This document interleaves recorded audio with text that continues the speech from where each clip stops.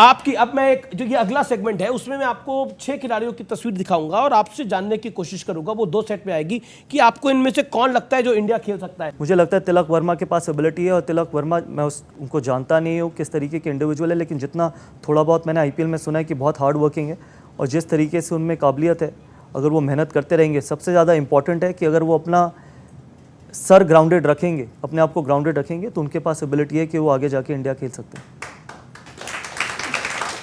तो शुभमन गिल आने वाले दिनों में गौतम गंभीर बन सकते हैं? नहीं, आप शुभमन गिल को कुछ भी बनने की जरूरत नहीं है, उनको शुभमन गिल ही बनने की जरूरत है। और मैं कभी भी ये नहीं मानता, ये सवाल पहले भी हमारे टाइम पे भी पूछा जाता था कि क्या ये अगले युवराज सिंह बन सकते हैं, क्या ये अगले जहीर खान बन सकते हैं। किसी को कुछ बनने की जरूरत नहीं, आप सिर्फ अपने आप को जो आप खुद हैं आप वही बन जाएं, वो बहुत बड़ी चीज़ है।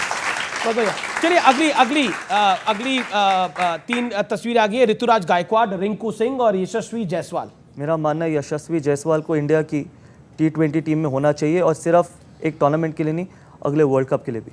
अगले वर्ल्ड कप के लिए भी। और रिंकू सिंह की कहानी बड़ी इंस्पायरिंग है, कुछ बताना चाहेंगे? इंस्पायरिंग है और उन्होंने प्रदर्शन भी बहुत अच्छा किया, लेकिन वक्त दीजिए, एक सीजन में किसी को सिलेक्ट मत कीजिए, उनको जाके डोमेस्टिक सीजन में रन बनाने दीजिए, अगले सीजन में फिर आईपीएल में रन बनाने दीजिए, और फिर उनको अगर आप देखते हैं कि वो उतना कंसिस्टेंटली बनाते हैं रन, तब उनको इंटरनेशनल क्रिकेट में सोचिए। हमारे यहाँ प्रॉब्लम क्या होती है कि हम 2 महीने आईपीएल को इतना सीरियसली ले लेते हैं, जो भी अच्छा करता है इसको इंडिया खिला दो। यशस्वी जायसवाल ने सिर्फ आईपीएल में अच्छा नहीं किया, डोमेस्टिक क्रिकेट में 200 बनाए, 300 बनाए, वनडे क्रिकेट में 200 बनाए विजय हजारे में। तो ये जो आईपीएल में किया है, ये सिर्फ आइसिंग ऑन द केक था, इसलिए यशस्वी जायसवाल को तीनों इनफैक्ट फॉर्मेट में होना चाहिए। चलिए, मेरा अगला सवाल ये है कि एक तो ऑफिशियल ट्रोलिंग होती है, एक अनऑफिशियल ट्रोलिंग होती है। ऑफिशियल ट्रोलिंग मैं बोलता हूँ जिसमें हम देखते हैं कई बड़े बड़े लोग ट्रोल करते हैं किसी व्यक्ति को। हमने लेटेस्ट देखा नवीन उल हक को ट्रोल किया गया, उस हद तो तब हो गई जब शुभमन गिल की सिस्टर को ट्रोलर्स ने ट्रोल किया। What you have to say on that? That's a very very valid question. That's a very important question as well. और ये क्वेश्चन आप लोगों के लिए, मैं बहुत स्ट्रांगली बिलीव करता हूँ कि आगे आने वाले समय में अगर इस देश में जो सबसे बड़ा कारण बनेगा यूथ का डिप्रेशन का, वो है सोशल मीडिया। अगर यूथ डिप्रेशन में जाएगा तो वो सोशल मीडिया है, और कोई इसके बारे में बात नहीं करेगा। वो चीज़ सच नहीं है जो खरीदी जा सके। आप ट्रोल्स खरीद सकते हैं, आप फॉलोअर्स खरीद सकते हैं, आप बॉट्स खरीद सकते हैं, तो जो चीज़ बिकाऊ होती है वो सच कैसे हो सकती है? सोशल मीडिया पे अगर आप रहना चाहते हैं आप रहिए, मैं मना नहीं कर रहा कि आप सोशल मीडिया पे मत रहिए लेकिन सोशल मीडिया को अपनी ज़िंदगी का पार्ट मत बनाइए। आपको बुरा लगा जब शुभमन गिल की सिस्टर को ट्रोल किया गया, जब नवीन उल हक के साथ ये हुआ? You felt bad? देखिए, I feel bad for everyone, not only Shubman Gill, not only Naveen ul Haq, for everyone. जो ट्रोल कराते हैं उनके लिए भी, और जो ट्रोल होते हैं उनके लिए भी, क्योंकि जो ट्रोल करवाते हैं वो भी एक दिन ट्रोल होंगे। मैं पैसे खर्च करके, बहुत बार ये सवाल मुझसे पूछा गया अमीश जी, और ये बहुत वैलिड सवाल है, इसलिए शायद मैं थोड़ा वक्त लूँगा जी, कि आप क्यों नहीं सोशल मीडिया पे पैसे खर्च करते और लोगों को ट्रोल कराते या लोगों के लिए नैरेटिव क्रिएट करते। और शायद मैं बहुत लोगों से ज़्यादा पैसे खर्च कर सकता हूँ जो लोग इस तरीके से पैसे खर्च करते हैं ट्रोल करवाने के लिए या दूसरे की इमेज ख़राब करने के लिए, मैं कर सकता हूँ। लेकिन मैंने अपनी ज़िंदगी सच पे जीने का प्रॉमिस किया। हम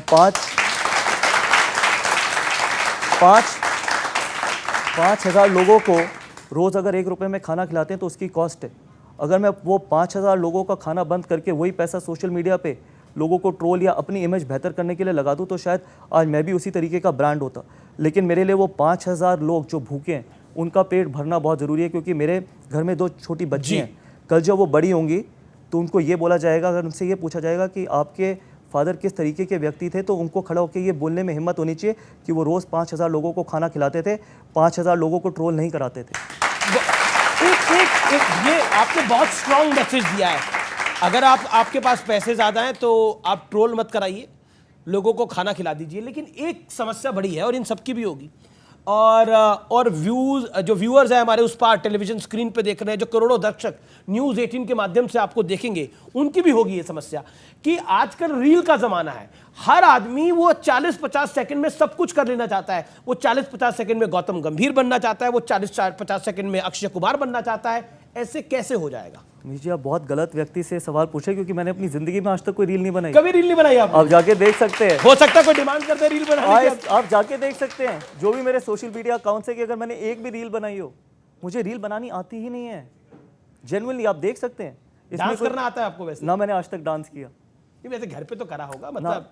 इनफैक्ट मेरी बेटियां मुझसे बोलती हैं कि आप डांस कर सकते हो, मैंने कहा नहीं, मैंने ना डांस किया ना रील बनाई। आप देख लो, मतलब जो भी मेरा अकाउंट होगा, आप जाके इंस्टाग्राम पे या जहाँ पर भी, तो जो रील बनाते हैं उनके लिए क्या करते हैं? मतलब मैं ये बोल रहा हूँ, ये तो यंग है, हम तो कई स्टार्स को देखते हैं, कई क्रिकेटर्स को देखते हैं जो रील से ही अपना जीवन चला रहे हैं। देखिए, मैंने जैसे बोला था, मैंने बहुत इंपॉर्टेंट मैसेज दे दिए। आप सोशल मीडिया पे रहिए, आप मेरी बात मत सुनिए कि मैं क्या चाहता हूँ।